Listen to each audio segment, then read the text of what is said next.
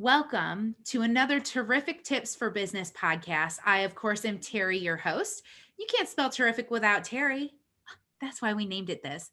Just kidding. But really, no. So today I'm so excited to have one of my friends on the show. She is not only an inspiration to others, she has provided for, has inspired, and has motivated an entire community throughout the point of this pandemic that we've had to deal with. And I'm very excited to share her with you because she's got a very interesting story to share. So, for those of you that don't know Ritu Hagan, let me share a little bit about her with you, and then I'm going to bring her on so you can hear from her too. So, Ritu Hagan is an engineer by trade, and she is drawn to data driven information when it comes to evaluating success. It's what she's always done. So, in the spring of 2020, when the US was gripped by the coronavirus crisis, she played an instrumental role in the Project Mask Winston-Salem movement, which I also was part of. It was amazing grassroots effort that really created over 120,000 masks for our frontline responders in this pandemic. It was really a cool project to be part of. And I think the coolest thing was most of us that were involved in the project had never met each other before and were able to provide 120,000 masks completely contact free. Really, really cool. Well, since then, Project Mask shut down in around May or June of 2020. And since then, Ritu turned around and she applied her efforts that she was doing inside of Project Mask Winston into creating a business that serves to provide the community with high quality handmade masks, also while providing a source of employment and income for people who were affected in 2020 by the economy. Her company, Masks for Love, has grown to employ 9 people since June in just not even a year. Here we are, February of 2021, and it's not even a year. And she's got 9 people on her team helping to provide masks for everyone now, not just our frontline workers. So you can already see the value that she brings to the table and why she's here with us today. So without further ado, Ritu, thanks for being here. Thanks for having me, Terry. Oh, that introduction. I'm like, oh, whoo. It's always fun to hear your stories said by somebody else, isn't it? It is. And I'm not the type of person that I can't write about myself. I can't talk much about myself, but when other people do it, so I kind of go like this, but I'm like, oh, that's cool though. That's me. Yay. Yay. That's so awesome. So tell us a little bit, because you went from being an engineer to being a stay-at-home mom to being a business owner, like in a really kind of short period of time. Do you want to tell us a little bit about that? It seems short looking back, I guess, but yeah, no, I graduated in '02 with a degree in mechanical engineering, and I was all set for my first job in the aerospace industry. We built and designed jet engines, and I love telling people, I'm like, yeah, is it as hard as rocket science? And I'm like, yep, that's exactly what I do. I build jet engines. So it was very exciting. This is, what the rookie engineers dream of. It was a great place where I started my career and met my husband there, made lots of great friends, and had a 13-year career that I am very proud of and very excited about. And then moved on, moved states. And at the time, it was just the right time with kids to kind of dial it back a bit, just have a different focus in life. And I became a stay-at-home mom just because that's what worked for our family at the time. And I had zero plans to be a business owner during a global pandemic in 2020. But here I am, a first-time business owner, started during a global pandemic, and it's been exciting. It just goes to show you can plan for things, but then things just happen. Sure. Good things. Sure. You can certainly plan for things and then also plan for the unexpected, but then there are things that are just so unexpected you can't plan for. I don't know that anybody really anticipated the global pandemic being what it is and what it was. And so you not only moved from where you were living, you transitioned careers kind of simultaneously from being in this aerospace industry to being a stay-at-home mom. Yes, it was just, new place, no friends, no, not really knowing anybody. I did have some family near us, but you're kind of starting over. So it was, and my husband and I are both kind of introverted. So making friends in a new community, but then, we moved to the South, so it's fantastic. People are just so friendly and they just show up and they talk to you. And within probably the first month, I knew more of my neighbors than I ever did living in New England for 13 years. So There you go. That's why I love the South too. That's why I moved down here as well. exactly, people are just wonderful. So So, what did that do for your mindset? Because I know a lot of the people listening to this call might have gone through a similar transition or maybe are going through a transition like that. What happened to your mindset in that transition, being somebody who was needed and had these amazing skills to no longer really using the same skills? Or did you use the same skills in raising your kids?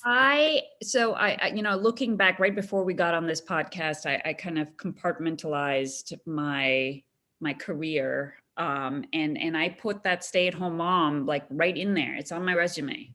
It's on there because any parent will tell you that it is a job unto itself, whether or not you have a career to go along with it or not.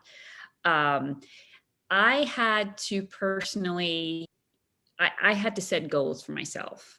I had to have a purpose during that time. And so, one of the things that I think is important for anybody listening out there that may be a stay at home mom, make sure you make time for yourself, whatever that may look like.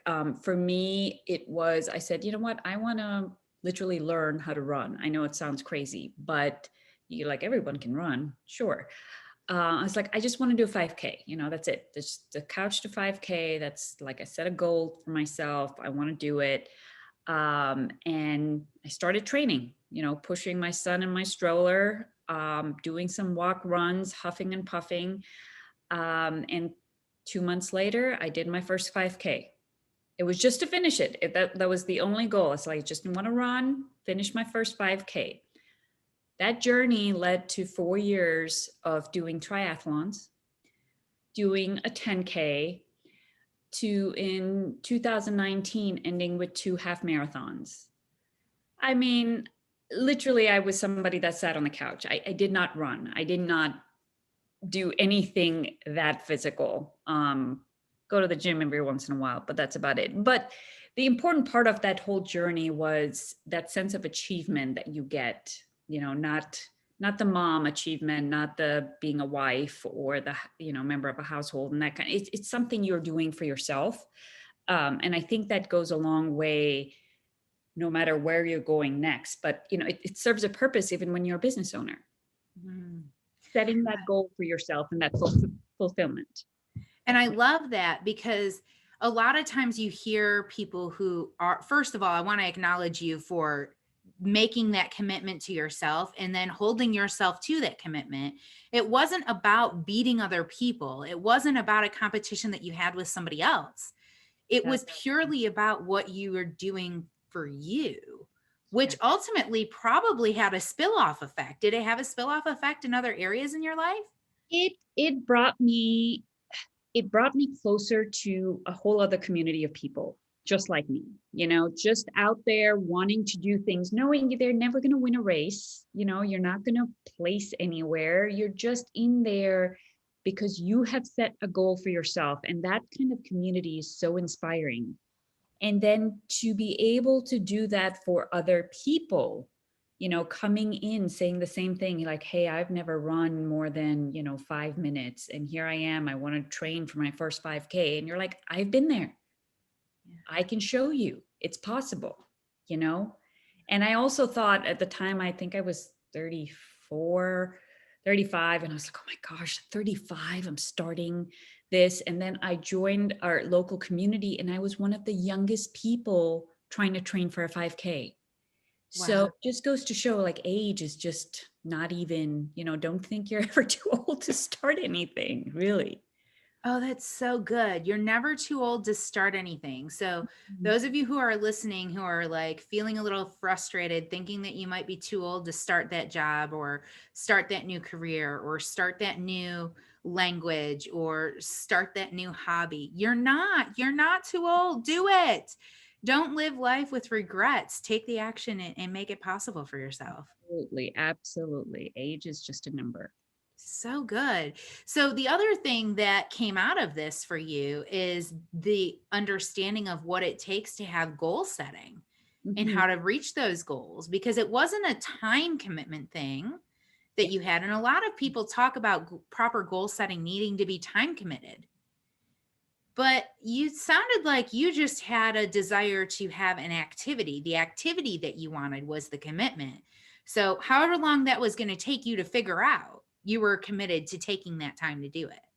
That is absolutely correct. I didn't have I didn't have a timeline like must do 10 5Ks in, the first 6 months of my my running career.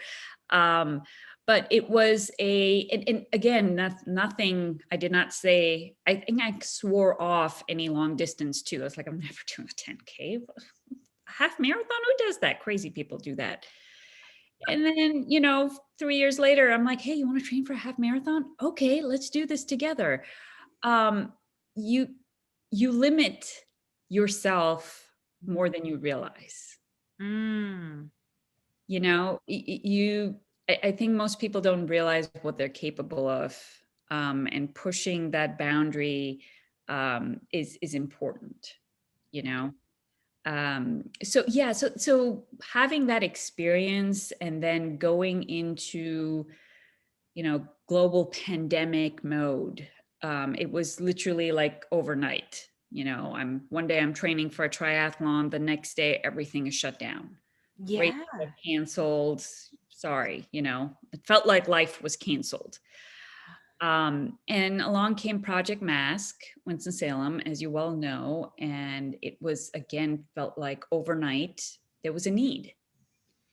And that person in me that liked achieving goals and going for that said, hey, I have a purpose. And volunteering for Project Mask was huge. It gave me a sense of purpose and something to do with that time, as you mentioned. Yeah. That again was for me. People talk a lot about volunteering to help others, but it helps the individual just as much as it helps the people that you're volunteering for. Um, and Yes. so in a way, it was almost the same thing, just a Interesting. different outcome. It was a different type of triathlon.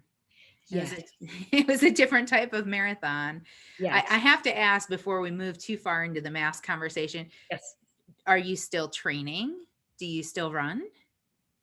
So that is something that it's a lesson learned. I fell off the wagon.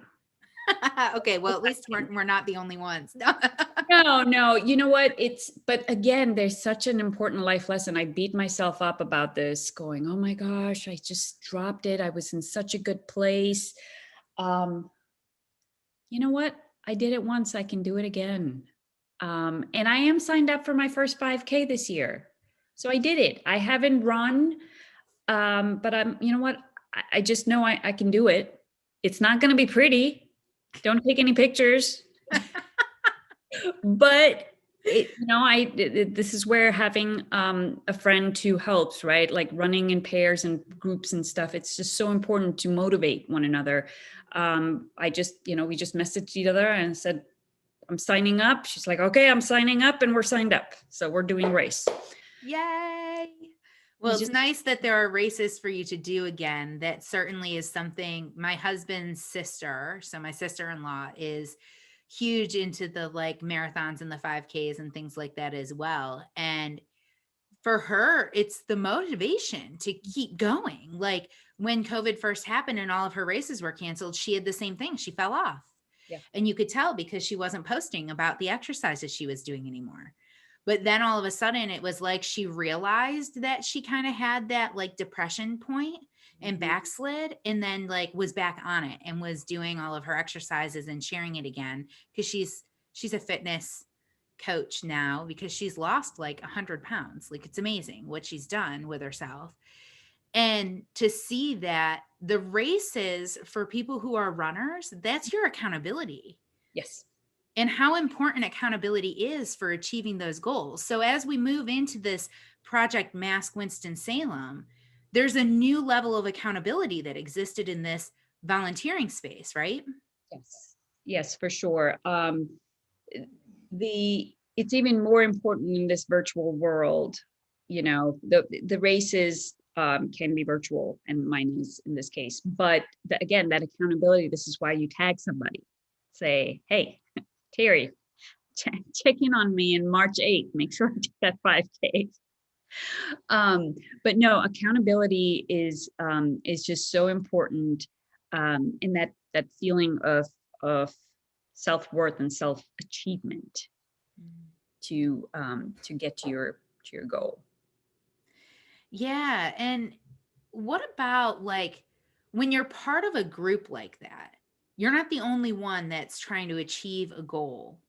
So how does it inspire you? Like how does it inspire you to be part of the group so that it's not just you like having somebody to check in on you, but what impact does it have when you're able to check in on somebody else for yourself, for your goals?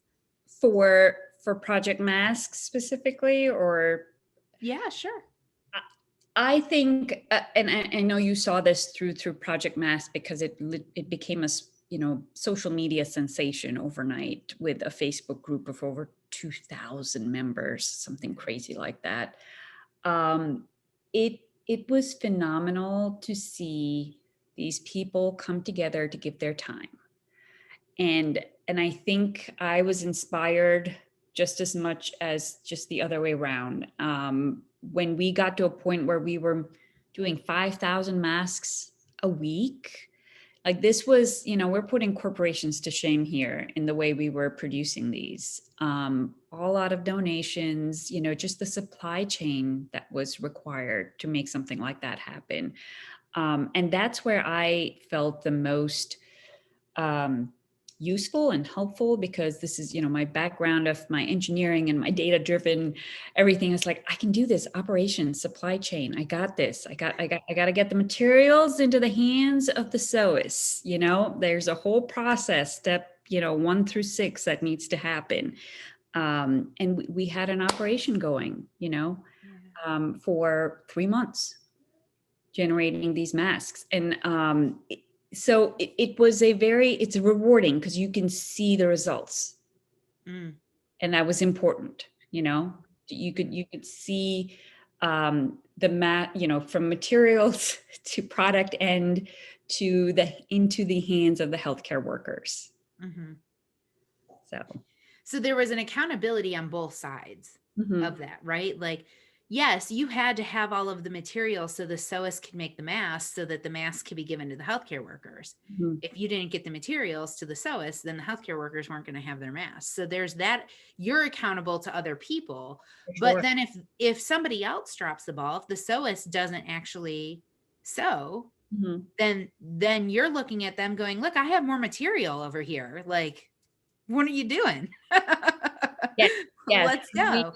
We were so efficient at one point, because we were always trying to meet demand for the masks. And then we overshot it. And that was one of those, I'm like, oh, that's on me. Sorry. Bought a little too much material, got excited. But the good thing was people still needed masks. We just kind of, we were just predicting demand going forward. And we kind of have to in business. So let's talk about that. When you're predicting demand in any industry, how does that go? Because that sounds like a pretty tricky thing. It does sound like a very tricky thing. And now looking at it from a business owner standpoint, um, there's lessons learned here, right? Timing is everything. Be aware of everything in your supply chain, right? Where are your materials coming from? How long does it take? It sounds like very simple things, but these are all things that are not necessarily in your control. I know how long it takes me to sew, cut, all the hands-on things, but I cannot control when the mail delivery truck is going to bring my materials to me from Raleigh, North Carolina. And it Right. takes 2 weeks to get here. Ah, Um, and I had a product that was in high demand, and if I had been able to procure the materials in time, I probably would have doubled my sale, but I kind of lost that that hump and that excitement over the product because I had to wait so long to replenish my supply. But you learn. You're like, okay, um, now I have to be willing to make more mistakes. I was afraid to end up in the same situation with too much product. So I was being careful, very careful in how I was approaching this, and I didn't want to take any risks. But guess what? You're in business. You got to take some risks. we Uh, do. Exactly. That's certainly something to think about. So if you're in the transition right now, going from being a stay-at-home mom or being in one career and you're trying to transition into your heart's passion and do something that you see a need for in the community, the thing that's being said right now is you have to be willing to take a risk. The yes. risk might be you trust somebody to accomplish or to complete or to do something by a certain time period, and they drop the ball. Somebody gets sick and they can't fulfill that order, or COVID happens and your delivery system now all of a sudden is at 50% capacity. So the time it takes for them to deliver it is 50% less of what it used to be. So it takes longer for you to get those things. Those are all parts of the risk that Yeah. you need to take when it comes to starting a new business. And then I guess you have to kind of weigh, is the risk worth it for me in the end? So Yes. how did you weigh that out in your mind? So I, I'm going to make a general um, comment before we go into specifically for me. I'll go as far as to say, we talk about risk, business risk, and risk averse, et cetera, the textbook kind of things. For me, it was starting the business. A lot of people are afraid of failure, and that holds them back. And so if there was something that I could tell, people who are thinking about starting a new business and taking that leap, everyone knows about business plans and doing the numbers and making sure, you know, prepare for failure, not necessarily to fail, but to know what that worst case scenario could be. Mm, Almost a visualization of, so that you don't have the fear of the unknown. yeah. A lot of people don't, okay, so what is the worst case if I were to start today, to take that first step, take that leap? I would go as far as to say, think about it, visualize it, accept it, and then keep going. Yeah. Keep moving forward. Maybe go as far as to say, okay, what is my exit strategy if it gets to that point? Because I think half the battle again is just knowing that you have one and there's nothing to fear for failure.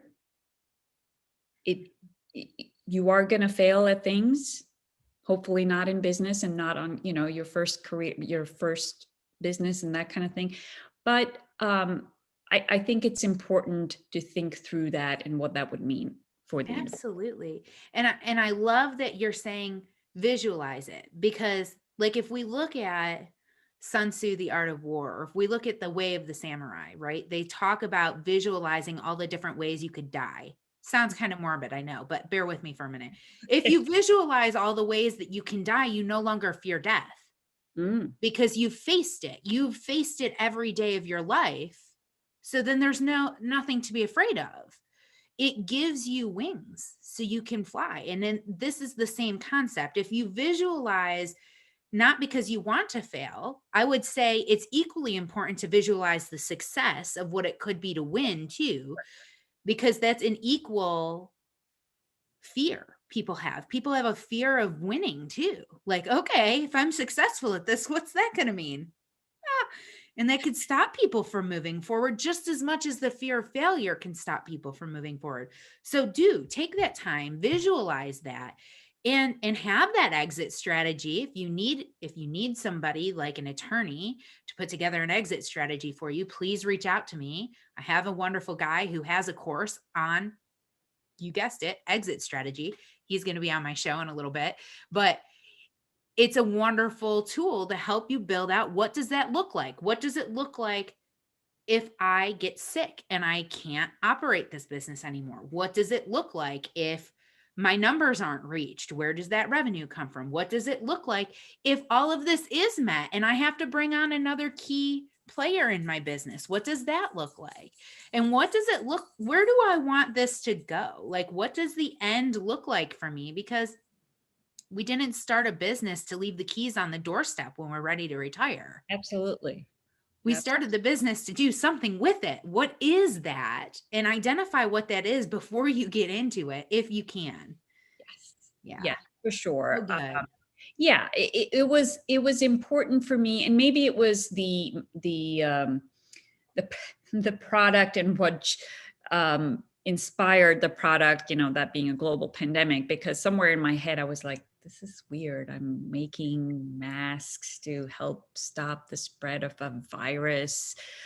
I really don't want the virus. Does that mean I don't want my business? Like, so in a way, Interesting. I almost had to think about that end game because of the type of product I had, but I think you could apply it to anyone thinking about starting a new business.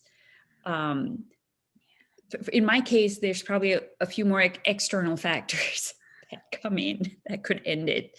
But I had to acknowledge those, things that are not in my hands. I know we do all the MBA stuff with the SWOT analysis and everything, but there's some truth to all of that.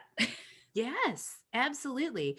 And acknowledging what's not in your control Mhm. and releasing the feeling that you need to control it actually gives up a lot of stress or anxiety that you might be facing when it comes to your own business. So you have to see what it is that's out of your control and say, okay, well, that's totally out of my control. Here are the things that I can do to prepare for it. And that's all I can do. Next. Like, Absolutely. and Absolutely. there's a lot of power in that. There's a lot of relief in that because now you're free to do the things you can control. If you spend all of your time worrying about the things you can't control and not doing anything to mitigate that, Mhm. you're just putting yourself into a worry cycle for no reason. Who wants to be a worry wart? Nobody. And that's why I just buy my fabric now when I see something I like. So that I don't end up in a situation where I am worried about, oh my goodness, this is not going to show up. Well, guess what? I could be a risk that, I could buy a fabric that nobody likes. It's happened. But at least I won't end up in a situation where I've lost sales because I haven't got my materials on time because I didn't order them in time, not realizing, the turnaround, et cetera. So yes, definitely some good lessons there in supply chain and what that means for small businessing. Yeah. Are there tips that you can give that are related to scaling? Because you've scaled pretty quickly to 9 people. What's something that you've leaned on to help you with this scaling process? Because remember, we went from being an engineer in the aerospace industry to being a stay-at-home mom to now all of a sudden having 9 people who are producing masks for you. So what does that scaling look like? And what are some tips or tools that you have found that have served you well in that process? Um, I think the number one thing that I had to be just going in, hiring people, had to have people that were flexible. Mm. Flexibility, just, the whole point being I'm hiring people financially impacted by COVID. Um, so this being an additional income for them while our economy went crazy last year and still is. Also wanting to generate um, local economy by buying all of my fabric within the state of North Carolina and 99% of it just being down the street.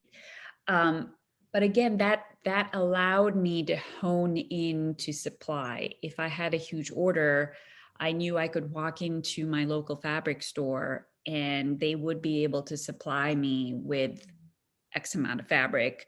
And then guess what? Because I had contractors that were flexible enough with their time and demand, they were able to give me that time. So it was an understanding from the get-go about how it would, in a way it was a moving target, but it was in a good way. We knew this was what was going to happen. As orders came in, big orders came in, we would need more of their time. Christmas time, just planning for their time, it would just be a heads up like, hey guys, it's going to be a busy time. We're going to be doing a lot more craft shows come the spring. We're going to be prepping for that again, building up to that. So um, a lot of, and going back to my corporate experience, it's not so much my engineering experience that I bring in. I think one of the best things that to come out of my 13 years was making use of all of the training you get outside of your day-to-day job in a corporate world. Mm. They offer you, I was very fortunate that the corporation I was in, you could be an engineer and want to take a communication training class, because guess what? Engineers need some help to communicate, both written and spoken. We could use some help. Yeah. And so we had resources available to us. So if you're listening to this and you're part of a corporation right now, go see what's out there. Go see what training is available to you. And don't let like, oh, this isn't related to my current job, I shouldn't, be looking at it. Talk to your boss, like figure it out. Go take, I took written communication classes, teamwork classes, all of these things so important. Formal education, I went back and got 2 master's degrees while working full time. um, and again, I was fortunate, I had an opportunity, but I also took it. Yeah. um, So I love that. That's so valuable. So if you're listening right now, and I want to just do a plug real quick. If you're listening right now and this is serving you, like, comment, subscribe, let us know that this information is really helping you today. Because I want to keep bringing you stuff that you guys want and that's going to help serve you to continue to grow yourself and your business wherever you might be in the world. And then what Ritu just said is, tap into resources. We have to become resourceful. We have to look at the job that we do as not the only thing, that there is an opportunity out there for us to grow ourselves if we're willing to step into that. It might mean bigger time commitment, but it's not a time commitment to the job. It's a time commitment to yourself. So we're tying back in that self-care component that you mentioned earlier on. We're just seeing it iterate in different ways over the course of your life. for sure. I mean, I would say right now, I jumped into the new business both feet in, going, I can do this, I know how to make masks. Well, guess what? Selling masks, whole other ball game. Just because I have a Facebook account for myself doesn't mean I know anything about advertising and marketing on Facebook for a business. So if you're 40 something thinking about starting a new business, just think about what I said. And there are courses out there for that. That's the beautiful thing. I mean, there are leading industry experts that are experts on Facebook, experts on Facebook ads. There are experts on Instagram ads. There's experts on TikTok. I mean, there's all sorts of people out there who are experts on specific tools. So if you're getting stuck in the how, on how to make something happen, think about the who do you need? And this is something that Russell Brunson talked about when he was promoting ClickFunnels. It's not about the how that's holding you back. It's the who you need. You don't have the who. So you need to identify who that who is and then figure out how to get in front of them so that you can ask the question. And now you'll be broken through your how. Like it'll be solved for you. You just keep moving. But you have to identify what that is first. Absolutely. You never stop learning. And that's just something, you just because you've started your business doesn't mean, okay, that's it. I've reached the peak. You're going to keep going up. There's just so much more you're going to learn from realizing what you don't know. So I jumped both feet in not knowing the resources available. So if you're thinking about starting your own business, think about what resources you may need, budget for it accordingly. Because if you don't have that skill set, you're going to be paying somebody for it. Yes. Or you're going to be spending your time. And let's be honest, guys, time is money too, especially when you own your own business. Sure. I always say this, we have two things we can spend. We can spend time or we can spend money. You can invest in yourself and you can learn those skills and take all of the time it takes to learn that skill. And keeping in mind, marketing on Facebook is a means to an end. What you really want to do is make masks. Yes. Right? So is it worth spending all of that time to learn this one tool? Or is it more worth the money to hire somebody who knows the one tool so you can spend the time doing the thing that you love? The second one. Exactly. But that requires an investment. So did you have like an angel investor? How did you get the investment capital to get this going? This is all me. When I started this, I knew from the start. Again, this goes to, I like to do a gambling analogy, which may not be the best way, but when you go to sit down at a table, this is my thing. Like here's your sum, here's your bucket, here's what you got to play with. And that's sort of how I went in. I said, I have two things I want to achieve. I want to provide high quality masks. I want to hire people and help them through this economic downturn. As long as I'm doing those two things, I am not losing my money. I am good. This is literally a mission statement right there. And it's important because my husband, at a lot of times, because, you have people that you, talk to and one like, hey, what do you think about this? And he always comes back to me like, what is your mission statement? And I do fall back on that then going, okay, that's a good point. So the initial investment, everything with the company, it was me. There would be no point if I was asking, the people sewing, et cetera, to kind of like, oh, invest in here and see where it goes. And, so this is all, it's my risk to provide an income for them. And that's really important too. So how did you figure out how much money you were going to need to start this? It just start at the basics. Have a business plan, right? Go back to how much does it cost to make a mask? What are you budgeting for legal fees? Get your lawyer.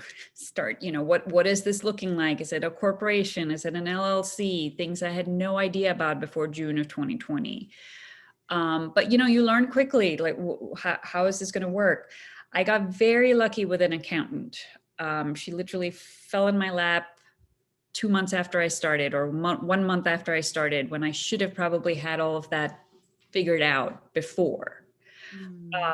You want somebody that understands how to track inventory for your type of business. I mean, if you're a service business, it's a different discussion. And then having the initial customers. I put in an initial investment saying, well, these are samples. And this is when I was actually also prototyping my see-through mask for use in education, as well as, offices that may have do speech therapy or have hearing impaired patients, et cetera. Well, I didn't know how to get feedback until I made prototypes and handed them out, just handed out samples. And so I was doing that. I was Googling businesses that may be interested and cold calling them and saying, hey, I was being a door-to-door salesperson. And that's what I did to get feedback. And I made changes. I had some horrible designs till I ended up where I ended up. And that also helped me secure our first customers, which happened to be a local school that ordered the see-through masks for their customers. So it was a lot of hand in hand. In my case, I had to be first to market as well. So I didn't have a lot of time to just, I'm just going to sit back and let the research, the marketing, the startup was all happening simultaneously in my case. Sure. So that helped a lot of the getting in the orders or securing the orders up front helps, offset some of my initial investments into the business. Absolutely. So that's a great way and an opportunity for us to say, how can they order these masks? How can they get in touch with you? The people who are listening to this are going, wow, she's like super knowledgeable, not just about like masks and obviously creating these masks that are amazing, but also about business as well. So I know there's a bunch of people who want to follow you. How can they do that? Yes. So we have our website, masksforlovellc.com. All of our products are available there to order. Terry, your listeners are getting 15% off. If they were to enter Terry 15, TERRI 15% off any order, so you can see for yourself what our masks are like. We have clear masks, we have our cloth masks, both adult sizes, kids sizes. We have mask holders for the little ones going to school. You can find us on Facebook at Masks for Love, and on Instagram we're Masks for Love WS for Winston-Salem. And just like us, give us a shout out. Just let me know you heard the podcast. Even that would be awesome. Yes, do that. Ritu and her team designed a couple of masks for us, and I'm gonna be honest, I totally like did not bring it in from my car to be able to show people. Well, it's in the So right I place. don't have it here. It's in the right place. And if people don't mind me moving, I can get one. Could you? Do you But have one? I do, but you're gonna move with me, so Okay. bear with me. I'm gonna go in and out of I had to move seats 5 minutes after we started because I was not working. Oh, yes. The good old Wi-Fi thing. Yes, this right here. Isn't that amazing? Exactly. So this is our clear mask, and I actually left it in the packaging just to show, like, this is how, if you ordered the masks, you would get them in a germ-free environment where nobody else has touched them since they've been sewn. But there's your clear window, and it opens up to go right around your face right there. So you can see people smile. And customize this for Terry and Spin Frogs. Oops, sorry. Have to be at the right distance to make sure it doesn't go through. Yeah. But yeah, we have, we love doing small business custom masks as well. So that's, if you're a small business owner listening to this, I think masks are the new t-shirt, your marketing t-shirt, put your logo on there, put your websites on there and promote, give them I to your still need to get a picture of me and my husband. Like I have a picture of me and my husband with the mask on, but I need to put it on the website so that it just says, are you looking for this mask, and link to you, because I get compliments every time I wear it out because of the see-through piece. People stop because they're like, does she have a hole in her mask? No. Is she wearing her, what is going on? And they stop me and they look at it and they're like, oh, it's a panel. That's so cool. And it is cool because it's very rare to find that. And here's the other thing too, is I know you're using fabric that has been tested because it's similar fabric to what we used for Project Mass Winston-Salem. Yes, right here at Wake Forest. They did a study on a bunch of our masks and materials. We used the high quality quilted cotton fabric, and also batiks now, which are even tighter weave than just quilter's cotton. So we have high quality fabrics here. That's again mission statement: high quality masks for for the community. Yes. So the beautiful thing is whether you believe in masks or don't believe in masks, at the end of the day, we know that there's science backing these masks about how they're going to stop the spread. Because if you are a carrier and don't know it, and your mouth and nose are covered by this mask, you're not going to spread it to everybody else. You're going to kind of keep your germs to yourself, which is what we need. And really, Ritu, we probably should be doing this every cold and flu season too, to be honest. Other Absolutely. countries do. Absolutely. I posted a selfie of myself from a year ago, just a, yeah, a week ago, a year ago. But it was me wearing a surgical mask, waiting in line at Walgreens to pick up my antibiotics for strep. And it was like supposed to be this funny selfie. And so now I'm looking at it going, if you only knew what was to come, because I was wearing this mask and I was like, haha, who wears, a mask? And I'm like, I would go back to those to those days when we only had curable bacterias that we could take medications for. But yeah, no, the masks probably are here to stay. As much as I'd like to say that they would go away one day, even for the people that are hesitant in getting a vaccine, know that the masks work. So you can still do your part Yes, to reduce the spread. exactly. This has been wonderful, Ritu. I do have one more question for you before I let you go. But before we get to that question, let everybody know one more time the best way to reach you, to check out these masks, to get a custom order mask for themselves. Awesome. The website is masksforlovellc.com. We are on Facebook at Masks for Love and on Instagram, Masks for Love WS. And anybody listening to this can put in a code Terry, TERRI 15 to get 15% off any order on our website. I am so thankful to you for that special offer for all of our listeners. That's tremendous. Thank you for You that value. That's know. beautiful. Yay. All right. So, my last question for you for today is if there was one thing you wish you knew when you were getting started that you know now, like what advice would you give your previous self getting started now that you've been down this road? Um, I think I knew theoretically that being a business owner meant wearing a lot of hats. Um, in practice, it's like 10 times those hats. I am a number cruncher, sit behind a computer, do spreadsheets, do the numbers. I got this. I can sew masks. Okay. Oh, you want me to go on a podcast? Oh, you want me to figure out how to advertise on Facebook and Instagram? You want me to network? Oh, you like talk to people, just set up Zoom calls with people I've never met in my life and then talk to them about what I do. These are just things that I did not anticipate to a certain level. I understand theoretically, yes, you need to network for your business to grow and be successful.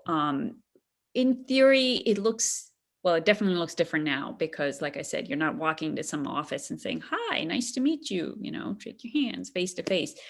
But yeah, you're coming out of your comfort zone, and it has taken me a while. I did not do this from day one, but 6 months in, I finally feel confident to make the connections. I've been fortunate to be connected to people. I have that opportunity that we talked about. Am I going to take it? And I have been doing it slowly, but I've been taking that opportunity. So just that's the one thing I would tell myself when I was getting started. I was not prepared for that. So it took a good few months for me to get to this point where I was comfortable meeting complete strangers on a Zoom call, and then, talking about myself, but also learning about them. It's an art. Yes, it is. That's such a great tip. Thank you for that piece of wisdom and all of the nuggets of wisdom that you've shared with us today. It's been absolutely wonderful. For my listeners, if you're listening to this, if this has served you today, like, subscribe, drop a comment down there because I know Ritu's going to be watching this and following it and sharing it with her people. So if you have questions, comments, things you want to share about Masks for Love or your experience as a business owner, drop them in the comments so that we can respond to you. And I so appreciate all of you taking the time to be with us this afternoon. And Ritu, thank you. Thank you so much for sharing your wisdom and taking your time with us today. I just appreciate you. You're welcome, Terry. Thank you